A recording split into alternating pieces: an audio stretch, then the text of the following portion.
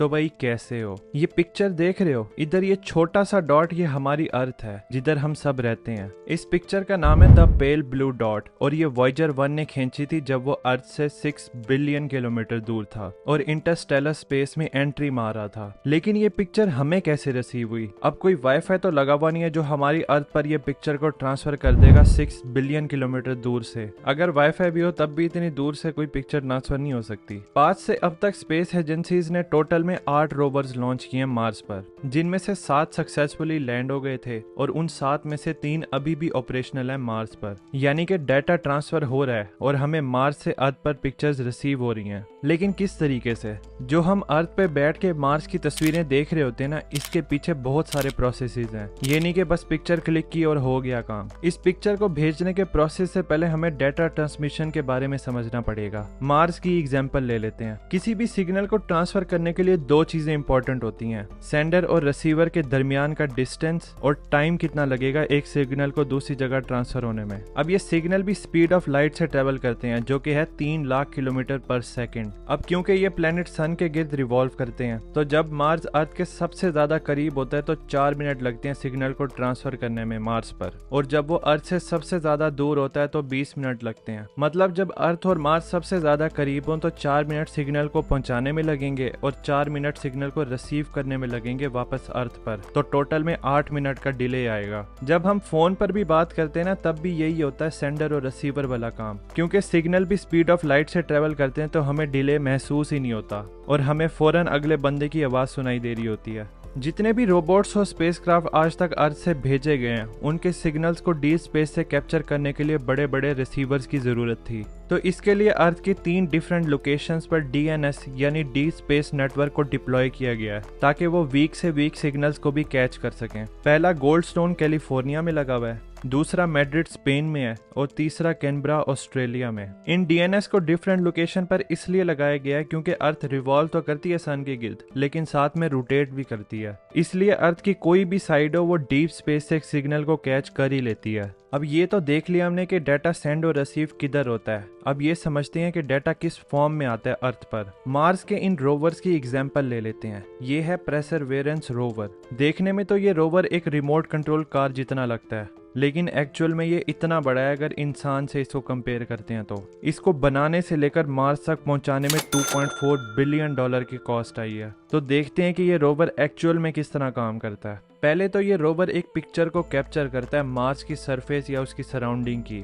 अपने high definition camera के साथ। ये पिक्चर रोवर की ऑन बोर्ड मेमोरी में सेव हो जाती है। फिर ये जो पिक्चर खींची गई होती है इसको कंप्रेस किया जाता है इसके साइज को रिड्यूस करके, इसमें इंपॉर्टेंट डिटेल्स को मिस किए बगैर। कंप्रेशन एल्गोरिथम का इस्तेमाल किया जाता है इमेज के डाटा को कॉम्पैक्ट करने के लिए। अब ये जो पिक्चर रोवर कैप्चर करता है जरूरी नहीं है कि इसमें सारी ही इंपॉर्टेंट हो, बल्कि इनमें से कुछ को सिलेक्ट किया जाता है जो कि साइंटिफिक गोल के साथ अलाइन हो। हाई प्रायोरिटी इमेज को ही सिलेक्ट किया जाता है जिसमें कोई पोटेंशियल हो डिस्कवरी का, या फिर कोई ऐसी पिक्चर जो कि यूनिक जियोग्राफिकल फीचर दिखा रही हो, या फिर कोई अनएक्सपेक्टेड फिनोमिना। सिर्फ इनको ही सिलेक्ट किया जाता है ट्रांसमिशन के लिए। चलो अब पिक्चर भी सिलेक्ट हो गई और उन पे कंप्रेशन एल्गोरिथम भी लग गया, लेकिन इन रोवर्स के रिसीवर इतने पावरफुल नहीं होते जो कि अर्थ के साथ डायरेक्ट कम्युनिकेशन कर सकें। तो इसके लिए 2 ऑर्बिटर्स हैं जो कि मार्स के गिर्द चक्कर लगाते रहते हैं। इन ऑर्बिटर्स में बहुत ही पावरफुल कम्युनिकेशन और एंटीनाज लगे होते हैं। जो भी कोई कमांड या फिर डाटा ट्रांसफर करना हो वो अर्थ से पहले ऑर्बिटर्स को रिसीव होता है, उसके बाद वो ऑर्बिटर रोवर को भेजता है। सेम चीज अगर रोवर ने कुछ ट्रांसफर करना है तो पहले वो ऑर्बिटर को रिसीव होगा और फिर ऑर्बिटर से अर्थ पर ट्रांसफर किया जाएगा।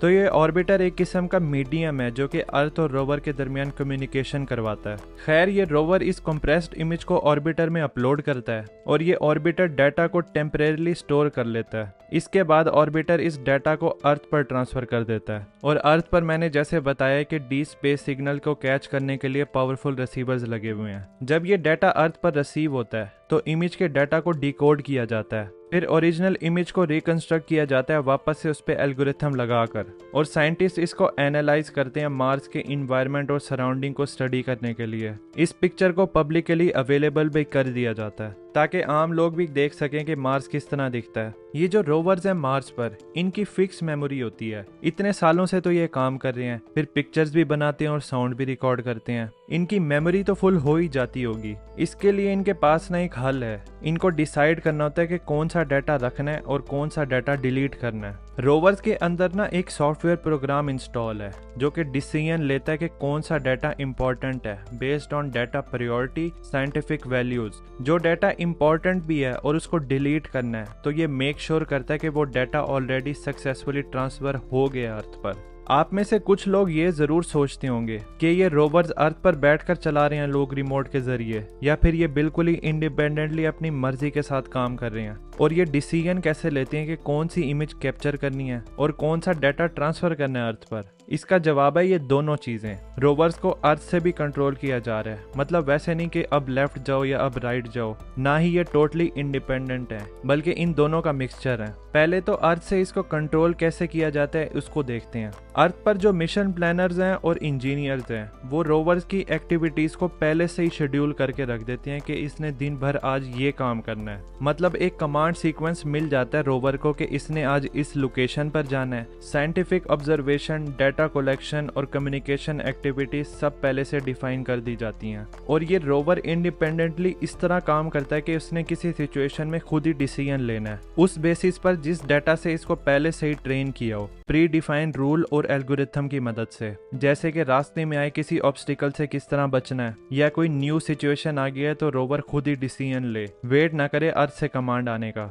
सिंपल अल्फाज में बताऊं तो इसकी एग्जांपल इस तरह हो सकती है। रोवर ने कोई पिक्चर क्लिक की इंडिपेंडेंटली किसी फिनोमिना की, तो साइंटिस्ट उसको देखेंगे और रोवर को टास्क देंगे कि उस लोकेशन पर दोबारा जाओ, मेजरमेंट्स लो, मजीद पिक्चर्स खींचो और फिर डाटा को अर्थ पर ट्रांसफर कर दो। तो रोवर इंडिपेंडेंटली उस लोकेशन पर जाएगा, किस रास्ते से जाना है, ऑब्स्टिकल से कैसे बचना है वगैरह सारा वो इंडिपेंडेंटली करेगा। तो इस तरह ये रोवर्स मार्स को स्टडी करते हैं, फिर डाटा को ट्रांसफर करते हैं अर्थ पर और हमें न्यू डिस्कवरीज देखने को मिलती हैं। अगर मार्स के बारे में आपको और जानना है कि इंसान किस तरह मार्स को टेराफॉर्म कर उस पर रह सकते हैं, इस पे मैंने डिटेल में वीडियो बनाई है, आप यहाँ से चेक कर सकते हैं। और अगर स्पेस के बारे में आपको जानने का शौक है तो इस पर मैंने पूरी प्लेलिस्ट बनाई है स्पेस वाली, आप इसको भी देख सकते हैं। फिर मिलते हैं स्पेस में। Thanks for watching.